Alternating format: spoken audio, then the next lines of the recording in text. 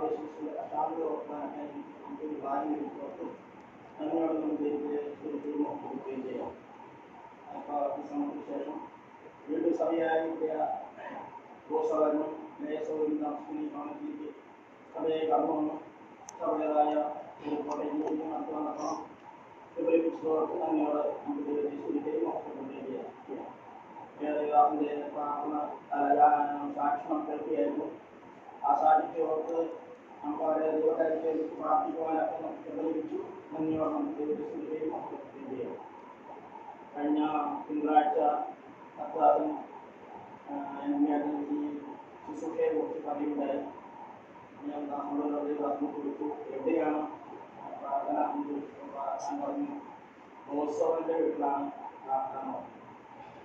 കേട്ടപ്പോൾ തന്നെ എനിക്ക് വളരെ സന്തോഷം തോന്നി. അതൊന്നുമല്ല, ഈ കാലത്ത് നമുക്ക് ഈശ്വരൻ പറഞ്ഞതുപോലെ ഈ സമയങ്ങളിൽ വലിയ കർത്താവിൻ്റെ കർത്താവിന് വേണ്ടി വലിയ കാര്യങ്ങൾ ചെയ്തുകൊണ്ടിരിക്കുന്ന സമയങ്ങളാണ്. അനേക സ്ഥലങ്ങളിൽ പരസ്യമായി ദൈവത്തെ ഉയർത്തി കാണിക്കാനും മോശത്തപ്പത്തെ പോലെ എൻ്റെ ദാസൻ കർത്താവിനെ ഉയർത്തി കാണിക്കുവാനും മാത്രമല്ല അനേക കരങ്ങളിൽ അവരുടെ വചനം എത്തിക്കാനൊക്കെ സഹായിച്ചിട്ടുണ്ട്. അതൊക്കെ ഞാൻ നമ്മോട് ദൈവത്തെ സ്തുതിക്കുകയാണ്. എനിക്ക് പറയാനുള്ളത് കർത്താവ് ആർക്ക് കടക്കാരനല്ല. കർത്താവ് നമ്മൾ ചെയ്യുന്ന എല്ലാ പ്രവർത്തിക്കും അത്രയായ പ്രതിഫലം നമുക്ക് ലഭിക്കും. അത് തന്നെ സ്മരണയുടെ പുസ്തകത്തിൽ എഴുതി വെച്ചിട്ടുണ്ട്. കർത്താവ് നമുക്ക് ആ പ്രതിഫലം ലഭിക്കും എന്നുള്ള ആ കാര്യം ഞാൻ പറയാൻ ആഗ്രഹിക്കുകയാണ്. അതുകൊണ്ട് നാം നിരാശപ്പെട്ടു പോകേണ്ട കാര്യമില്ല. ഈ ശുശ്രൂഷയെ കുറിച്ച് പറഞ്ഞപ്പോൾ ഞാൻ ആദ്യം ഓസോന്റെ വീട്ടിലാണ് പ്രാർത്ഥന എന്ന് പറഞ്ഞപ്പോൾ കർത്താവിനെ കുറിച്ച് ഞാൻ ഏത് വിഷയമാണ് അവിടെ സംസാരിക്കേണ്ടത്, എന്താണ് അവിടെ പറയേണ്ടതെന്ന് ചോദിച്ചപ്പോൾ എനിക്ക് ഉടനെ മറുപടി കിട്ടി. ചില ദിവസങ്ങളൊക്കെ രണ്ടോ ദിവസത്തിന് ശേഷമാണ് ഒരു വിഷയം മുമ്പിൽ ഇരിക്കുക. അങ്ങനെ ഞാൻ പ്രാർത്ഥിച്ച ഉടനെ തന്നെ കർത്താവിന് എന്നോട് പറഞ്ഞു, യൂത്തിന്റെ പുസ്തകത്തിൽ നിന്ന് പറയാനായിട്ടാണ് പറഞ്ഞത്. യൂത്തിന്റെ പുസ്തകം യൂത്തിന്റെ പുസ്തകത്തിൽ നിന്ന് ഉത്സവനോട് നമുക്ക് കണ്ടത് എന്താണ് പറയുന്നത്. കർത്താവിന് വീണ്ടും പറഞ്ഞു, നീ അതിന് നോക്കുക, ഉത്സവനെ കാണും. അപ്പൊ അങ്ങനെയാണെങ്കിൽ ഇവിടെ ലേയ സഹോദരി ഉണ്ടല്ലോ, ലേയ സഹോദരി ആയിരുന്നു. ഞാൻ കുറെ പ്രാവശ്യം വായിച്ചിട്ടുണ്ട്. യൂത്തിന്റെ പുസ്തകം കുറെ വായിച്ചിട്ടുണ്ട്. ഈ ഉത്സവനെ കണ്ടു, ഈ ലേയ സഹോദരി കണ്ടു. ഞാൻ പറഞ്ഞ ഞാൻ ഈ രണ്ടുപേരെയും കണ്ടിട്ടില്ലല്ലോ. ഷാൻ വായിച്ച പോലെ വായിക്കും.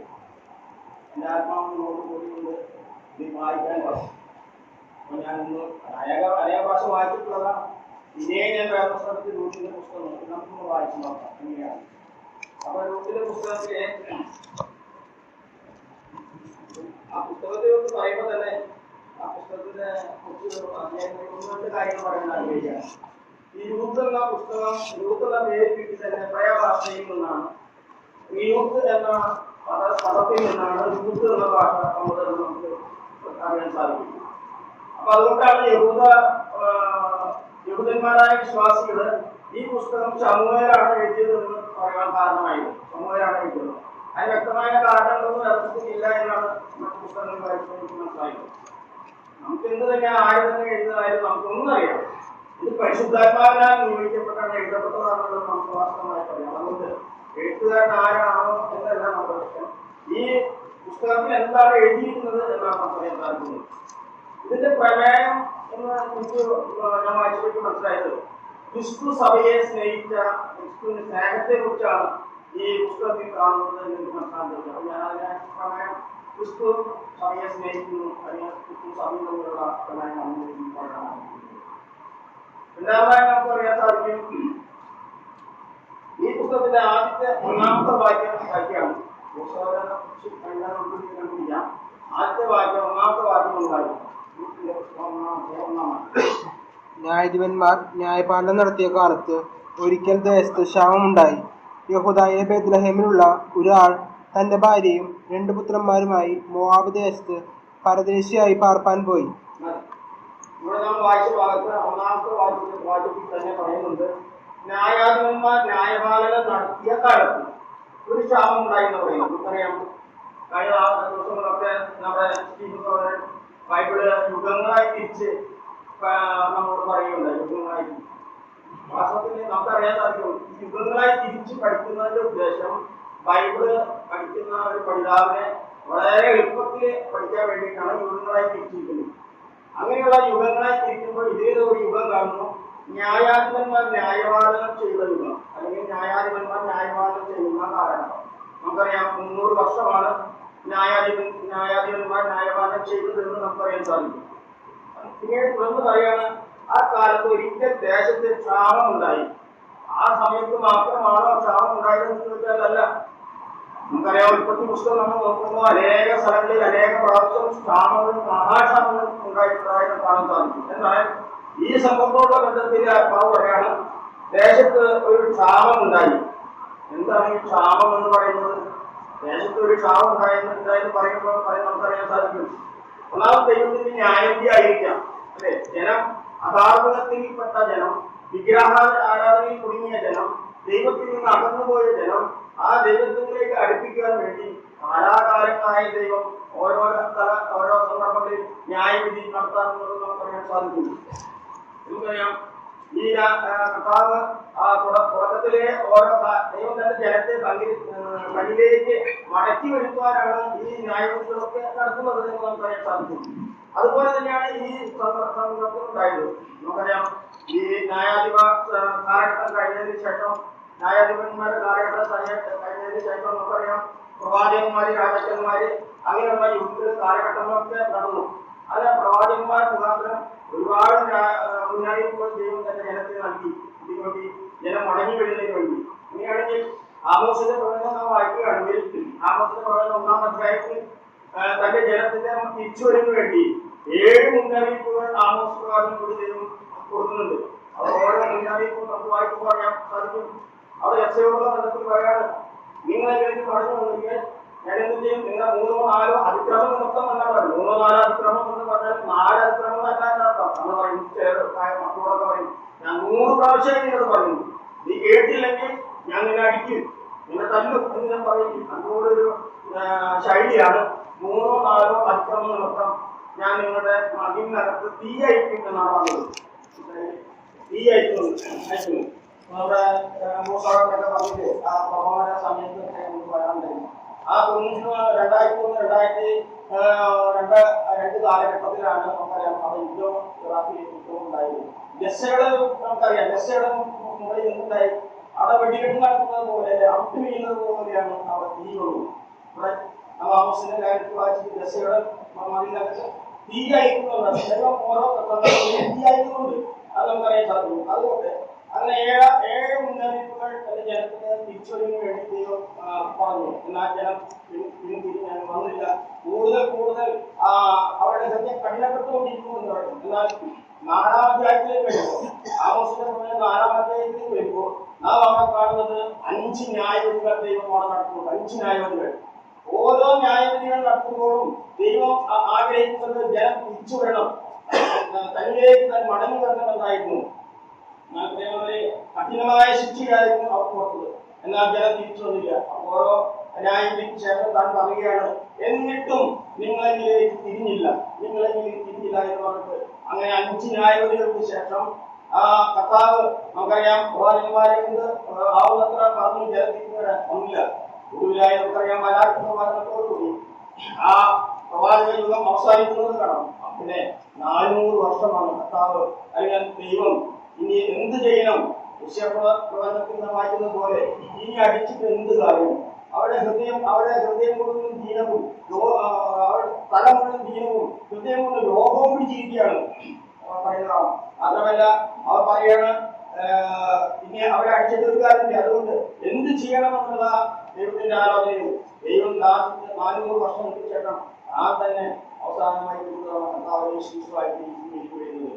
എന്റെ പാപത്തിന് ആ കടം തീർക്കുവാൻ കർത്താവിന് മാത്രമേ സാധിച്ചുള്ളൂ എന്ന് ഞാൻ ഇതൊരു ആരംഭത്തിൽ ഞാൻ പറഞ്ഞെന്ന് മാത്രം. അതുപോലെ ഇവിടെ നാം കാണുന്നത്, ഇവിടെ ക്ഷാമം വരുത്തി, അതൊരു പരീക്ഷയായിരുന്നു. പരീക്ഷ നമുക്ക് ഉണ്ടാകും, പരിശോധന നമുക്ക് ഉണ്ടാകും എന്ന് നമുക്ക് അറിയാൻ സാധിക്കും. നമുക്കറിയാം യാക്കോബിന്റെ കാര്യം 1-ാം അധ്യായത്തിന് 12-ാം വാക്യത്തിൽ വായിക്കുമ്പോൾ അവിടെ നാം കാണുന്നത്, പരീക്ഷ സഹിക്കുന്ന മനുഷ്യൻ ഭാഗ്യവാൻ, അവൻ കൊള്ളാവുന്നതായി തെളിഞ്ഞ ശേഷം കർത്താവ് തന്നെ സ്നേഹിക്കുന്നവർക്ക് വാഗ്ദത്തം ചെയ്ത ജീവകിരീടം പ്രാപിക്കും. നമ്മുടെ ഈ പരീക്ഷ വരുന്നില്ല, ജീവകിരീടം പ്രാപിക്കുവാൻ നമ്മൾ ശോധന ചെയ്യുകയാണ്. നമ്മിൽ തല ചുരുക്കം മാലിന്യം തെറ്റുണ്ടെങ്കിൽ അതൊന്ന് കഴുകി ശുദ്ധിയാക്കാനാണ് കർത്താവ് നമുക്ക് പരീക്ഷ തരുന്നത്. നമുക്കറിയാം, കഷ്ടം നമുക്കുണ്ട്, ഓരോ സ്വർണ്ണുണ്ട്. ഞാൻ കഷ്ടം നമുക്ക് വരമായി പറഞ്ഞത്, കഷ്ടം നമുക്ക് വരമായിട്ടുണ്ട്. ചിലരൊക്കെ പറഞ്ഞു കേട്ട് കർത്താവായ വിശ്വസിച്ച് കഴിഞ്ഞാൽ നമുക്ക് പിന്നെ ഒന്നിനെ കുറിച്ച് പാരക്കണ്ട. ഒരു അപ്പൻ മക്കളെ പോഷിക്കുന്നത് പോലെ നോക്കുന്നത് പോലെ നമ്മുടെ സുഭിക്ഷമായി നമ്മുടെ കാര്യങ്ങളെല്ലാം നോക്കും എന്ന് പലരും പറഞ്ഞു കേട്ടു. അത് തെറ്റായിട്ടുള്ള കാര്യമാണ്. കാരണം നാം രക്ഷിക്കപ്പെട്ട മകനായി തീർന്നത് ദൈവ സ്വർഗത്തിലേക്ക് പോകാൻ മാത്രമല്ല, ഉദ്ദേശങ്ങളുണ്ട്. ഈ ഭൂമിയിൽ തന്നെ അനേക ഉദ്ദേശങ്ങൾ നമ്മളെ കൊണ്ട് നിറവേറ്റാനുണ്ട്. അതുകൊണ്ട് നമുക്ക് മനസ്സിലാക്കാൻ അത് വയ്യെന്ന് വരും. അതുകൊണ്ട് അവിടെ പറയുന്നത് പരീക്ഷ സഹിക്കുന്ന മനുഷ്യൻ ഭാഗ്യവാൻ. അവൻ കൊള്ളാവുന്നതാകുന്നത് വരെ ഒരുപക്ഷെ നമുക്ക് പരീക്ഷകൾ ഒന്നിനു പോലെ ഒന്നായിട്ട് തീരുമാനങ്ങൾ വരുന്ന പോലെ നിന്നുകൊണ്ടിരിക്കും.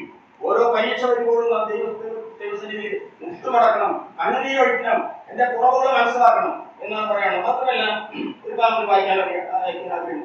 1:10-11 വായിക്കണം.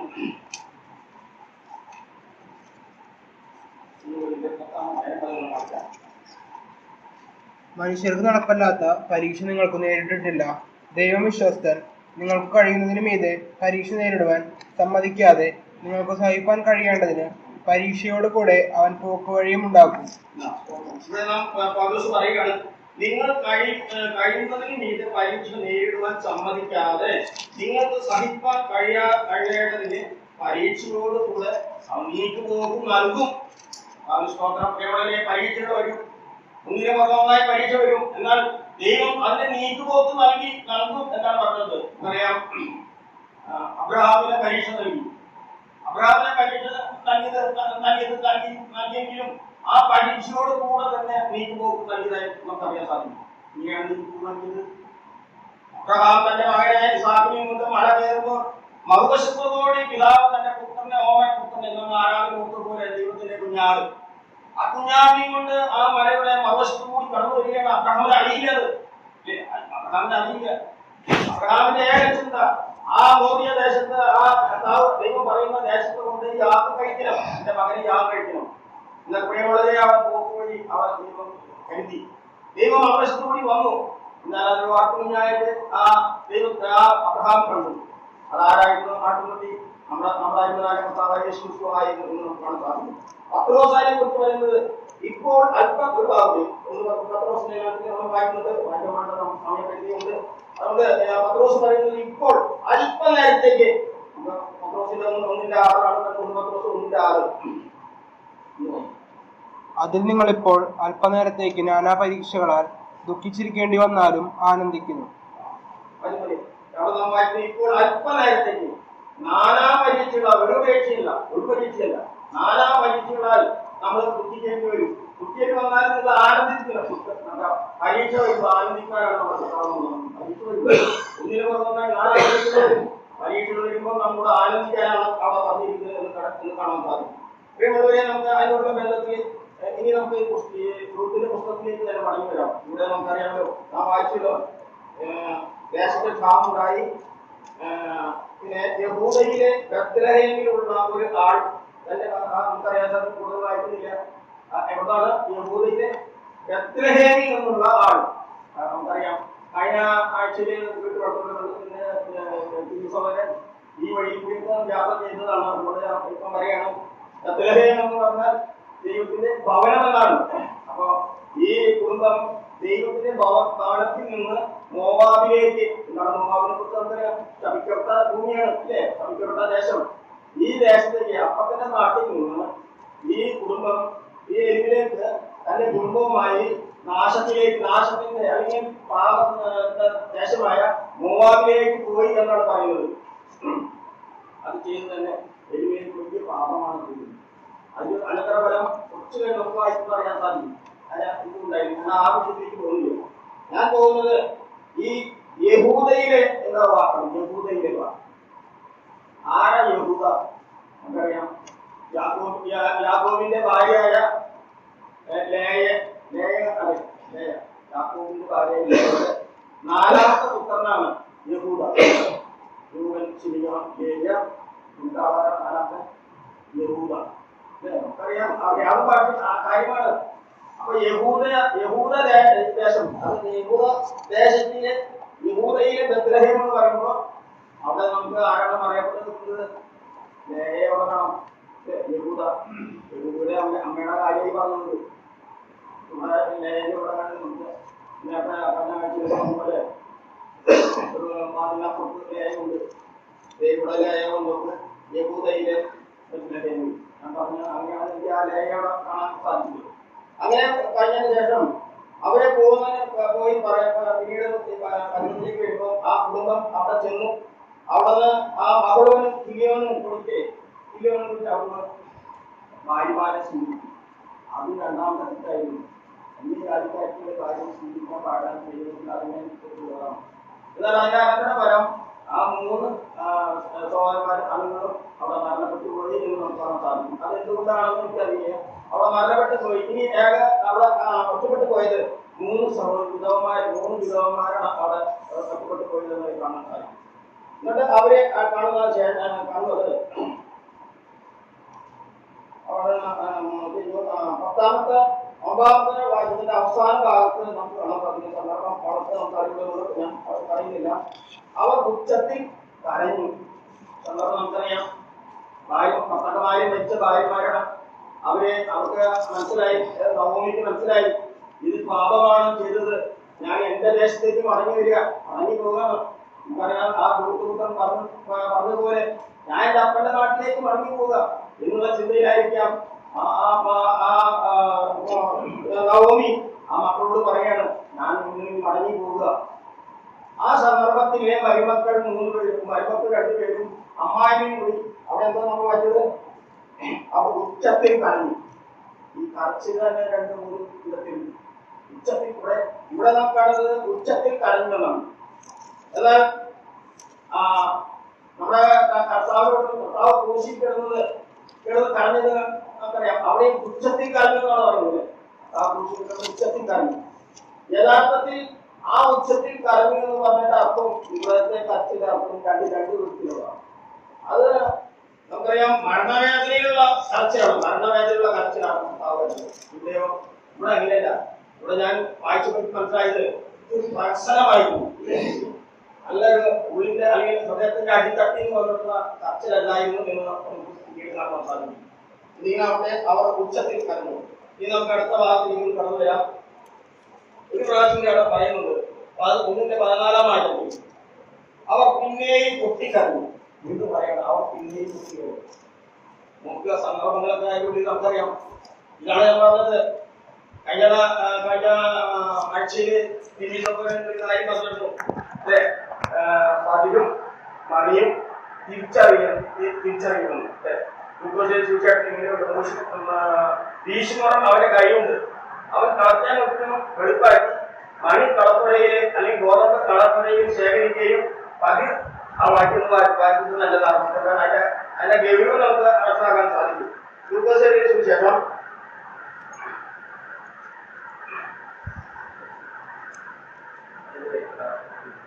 13-ാം അധ്യായത്തിന്റെ 17-ാം വാക്യം.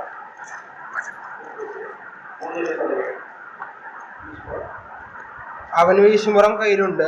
അവൻ കളത്തെ മുറ്റും വെടിപ്പാക്കി ഗോതമ്പ് കളപ്പുരയിൽ കൂട്ടിവെക്കുകയും പതിർ കെടാത്ത തീയിൽ ഇട്ട് ചുട്ടുകളയുകയും ചെയ്യും. പതിറിന്റെ കാര്യം പറയാനാണത്. ഈ മണി അവൻ അതില് ഗോതമ്പ് കളപ്പുരയിൽ കൂട്ടിവെക്കും. അത് ഓക്കെ, അതെല്ലാം ചെയ്താണ്. എന്നാൽ പതിരിന്റെ ചെയ്യുന്നത് തീയിട്ട് ചുട്ടുകളയുന്നതാണ്. തീയിട്ട് ചുട്ടുകളയും. ആ ന്യായങ്ങളുടെ കാഠിന്യമാണ് അവർ പറയുന്നത്. പതിരെ ഇപ്പൊ നമുക്കറിയാം ഈ പതിരെവിടെ ആയിരിക്കുന്നത്? ഈ കൂട്ടത്തിലാണ്, മണിയുടെ കൂട്ടത്തിലാണ് ഈ പതിരിയിരിക്കുന്നത്. സഭയുള്ള ബന്ധത്തിൽ നമുക്ക് പറയാൻ സാധിക്കും. സഭയിൽ പതിവ് കയറിക്കൂടും അല്ലെ? ഈ പതിവ് സഭയിൽ കൂടിയത്. എന്നാൽ അത് അധികം താമസിക്കാതെ അത് പുറത്തേക്ക് ചാടും. 2 പത്രോസിന്റെ 10 നാം ഇങ്ങനെ വായിക്കുന്നുണ്ട്. നിങ്ങളുടെ വിജയം തിരഞ്ഞെടുപ്പ് ഉറപ്പാക്കുവാൻ അധികം ശ്രമിക്കും. അങ്ങനെയായാൽ നിങ്ങൾ വഴുതിപ്പോകാതെ ഇടറിപ്പോകാതെ നമ്മുടെ കർത്താവ് രക്ഷിതാവായ യേശുക്രിസ്തുവിന്റെ നിത്യജീവനിലേക്കുള്ള വഴി ധാരാളമായി ലഭിക്കുന്നതാണ്. ഈ പറഞ്ഞതിന്റെ അർത്ഥം മനസ്സിലാക്കണം. ഈ പതിരുകൾ നമ്മൾ ഒഴിവാക്കണ്ട, നമ്മൾ ഒഴിവാക്കേണ്ട കാര്യമില്ല. ഈ 10,000 ദൈവത്തിന് അറിയാം, കർത്താവിന് അറിയാം. ആ 10 താനേ ഒഴിഞ്ഞു പോകും. ഇവിടെ എല്ലാം വായിച്ചത് അതാണ്. അതിനെ കുറിച്ച് പറഞ്ഞത് തീയിട്ട് ചുട്ടുകളയും, വെറുതെ തീയിടല്ല വഴി ചുട്ടുകളയുമെന്ന് നമുക്ക് അവരെ കാണാൻ സാധിക്കും.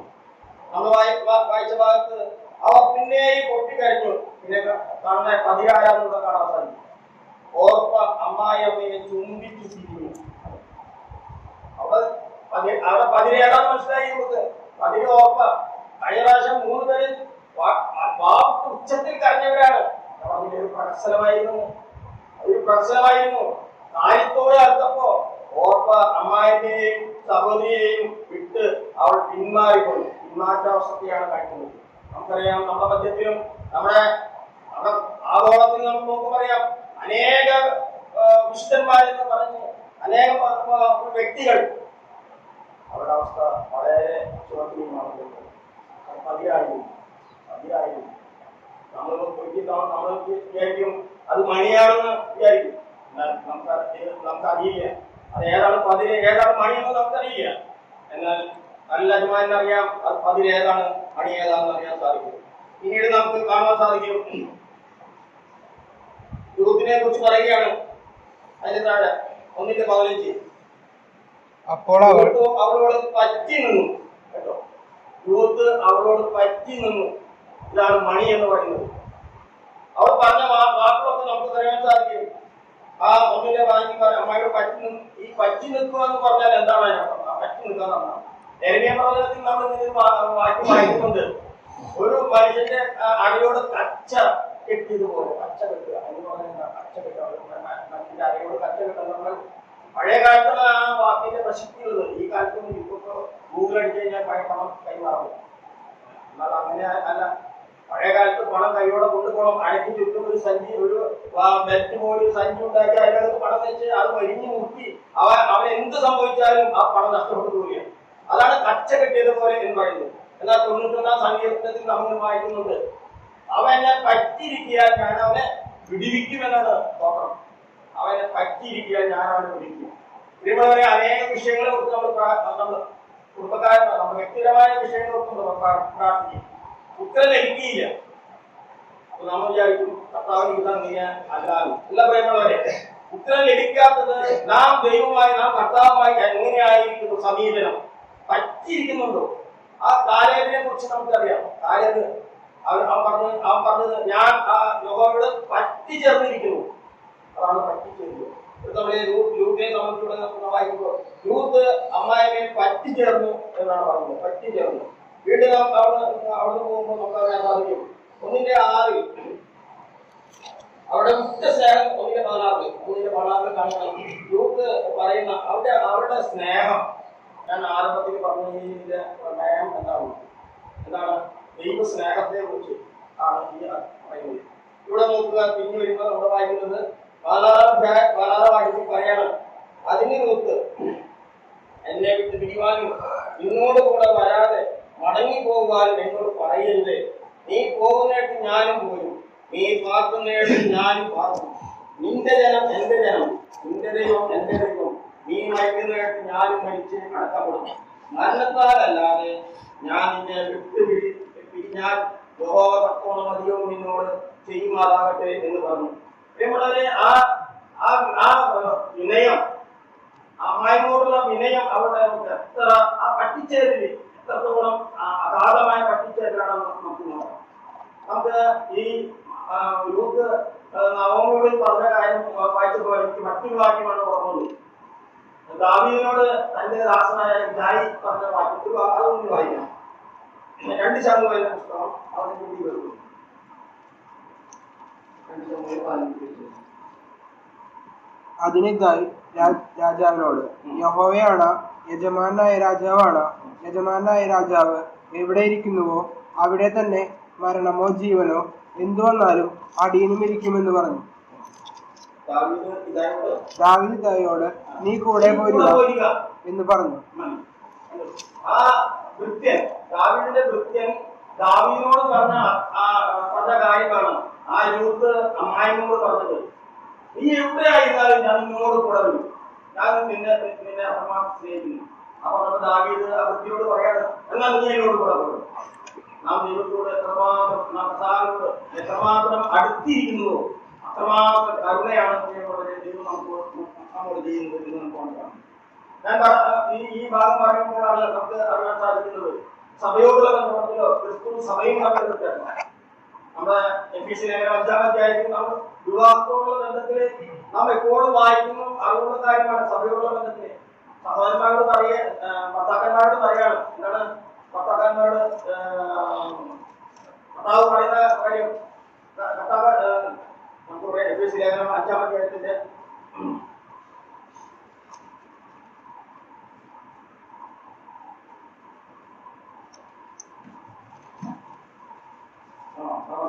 25-ാമത്തെ വാക്യം. ഭർത്താക്കന്മാരെ ക്രിസ്തു സഭയെ സ്നേഹിച്ചതുപോലെ നിങ്ങളുടെ ഭാര്യമാരെ സ്നേഹിക്കും. ഇവിടെ ഭർത്താക്കന്മാരോട് പറയുന്നത് ക്രിസ്തു സഭയെ സ്നേഹിച്ചതുപോലെ. ഇവിടെ അവിടെ നാം കണ്ടു ആ രൂത്ത് ആ അമ്മായിമ്മയെ സ്നേഹിച്ചത്, ആ വൃത്യൻ ദാവീദിനെ സ്നേഹിച്ചത്. ഇവിടെ നാം കാണുന്നത് ഭർത്താക്കന്മാർ പറയുകയാണ്, നിങ്ങൾ കർത്താവിനെ നിങ്ങൾ എങ്ങനെ സ്നേഹിക്കണം? നിങ്ങൾ സഭയെ സ്നേഹിച്ചതുപോലെ, ക്രിസ്തു സഭയെ സ്നേഹിച്ചതുപോലെ. ആ വിഷയമാണ് ഭാര്യമാരോട് അങ്ങനത്തെ എനിക്ക് തോന്നിയത്. ക്രിസ്തു എങ്ങനെയാണ് സഭയെ സ്നേഹിച്ചത്? നാം ആരായിരുന്നു എന്ന് മനസ്സിലാക്കുമ്പോൾ നമുക്ക് എല്ലാവർക്കും മനസ്സിലാവും. നാം ആരായിരുന്നു? നാം ജാതികളായിരുന്നു, വെറുക്കപ്പെട്ടവരായിരുന്നു. ആ ആരാധന പോലെ നാം പാപത്തിന്റെ ചെളിയിൽ കിടന്നവരായിരുന്നു. അങ്ങനെയുള്ള നമ്മെ ദൈവം കണ്ടു, കർത്താവ് കണ്ടു. അതാണ് നാം സ്നേഹിക്കുന്നത്. ആ വിഷയമാണ് ഇവിടെ പറയുന്നത്. എന്നാൽ പ്രിയമുള്ളവരെ, ആ കർത്താവ് സഭയെ സ്നേഹിച്ചതുപോലെ. അപ്പോൾ റോമാലയത്തിൽ നാം ഇങ്ങനെ വായിക്കുന്നത്, റോമാലയം 8:35 ക്രിസ്തുവിന്റെ സ്നേഹത്തിൽ നമ്മെ വേർപിരിക്കുന്നത് ആ കഷ്ടതയോ സങ്കടമോ ഉപദ്രവമോ പട്ടിണിയോ ആപത്തോ വാടോ. ഈ ദൂത് നവോമയോട് പറഞ്ഞത്, നീ എവിടെയായിരുന്നാലും ഞാൻ നിന്നോട് കൂടെ ഉണ്ട്, ഞാൻ നിന്നോട് വരും. നിന്റെ ദൈവം എന്റെ ദൈവം, നിന്റെ ജനം എന്റെ ജനം, നിന്നെ വിട്ടുപിരിയാൻ എന്നോട് പറയരുത് എന്നാണ് പറയുന്നത്. ഇവിടെ നാം വായിച്ചത് റോമാലയത്തിൽ നാം കണ്ടത് കഷ്ടതയോ സങ്കടമോ ഉപദ്രവമോ പട്ടിണിയോ ആപത്തോ വാടോ എന്ത് തന്നെ വന്നാലും ഞാൻ നിനക്ക് വിട്ടുപിരിയില്ല. വിശ്വാസം പറയുന്നത് നാം ഓരോരുത്തരും പറയുന്നത് അതാണ്. കർത്താവ് അങ്ങനെയാണ് നമ്മൾ സ്നേഹിച്ചത്. ഈ ഭൂമിയിൽ നമുക്ക് ആയുസ് അധികം ഉണ്ടായിരിക്കില്ല. അല്ലെങ്കിൽ നാം വിചാരിച്ചമാരി നാം ആകാൻ സാധിച്ചില്ല എന്ന് വരും.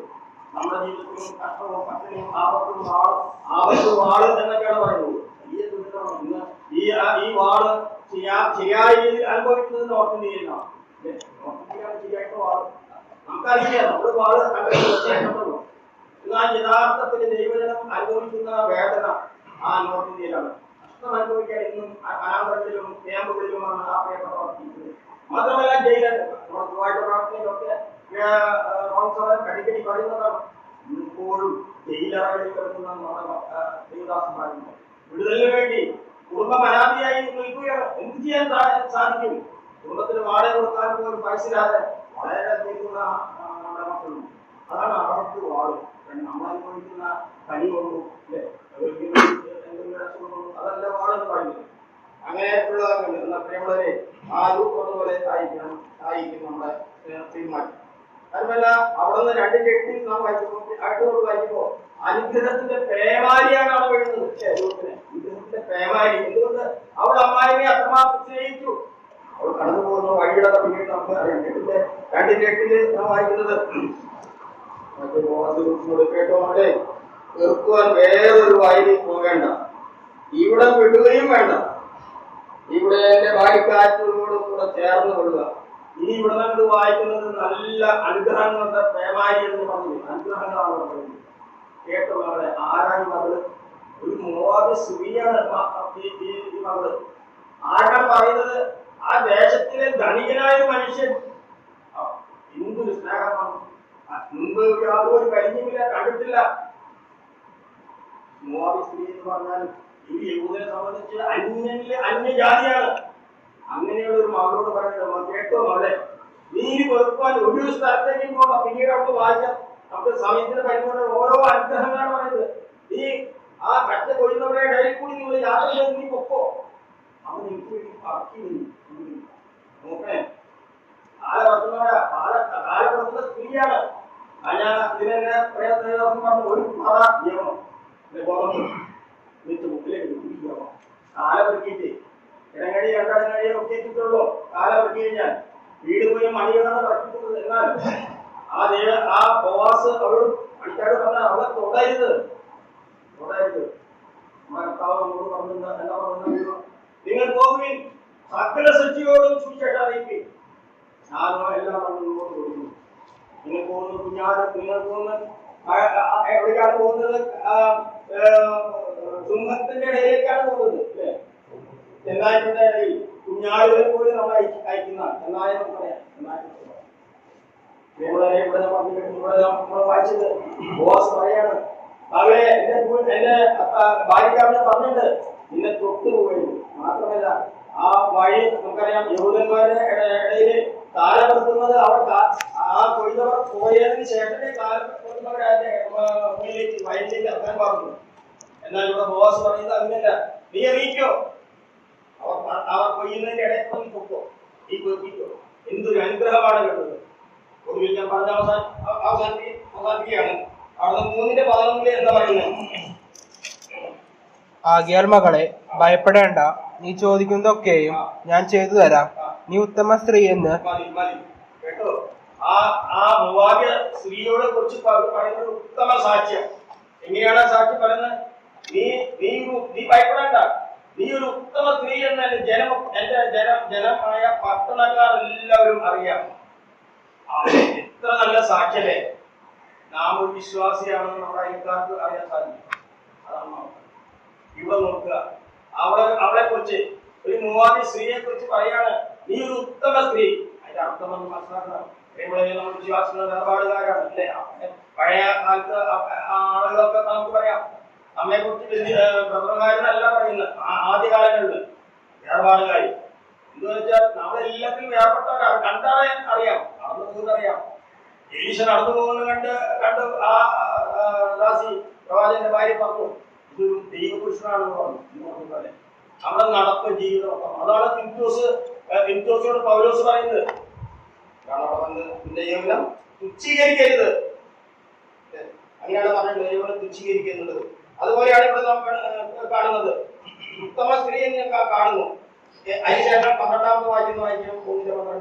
ഞാൻ നിന്റെ വീണ്ടെടുപ്പുകാരൻ എന്നത് സത്യം തന്നെ, എങ്കിലും എന്നേക്കാൾ അടുത്ത ഒരു വീണ്ടെടുപ്പുകാരനുണ്ട്. പറയാണ്, ഞാൻ നിന്റെ വീണ്ടെടുപ്പുകാരൻ എന്ന് എനിക്കറിയാം. ഈ വീണ്ടെടുപ്പുകാരന്റെ കേട്ടപ്പോഴാണ് എനിക്ക് അവിടെ വന്നത്.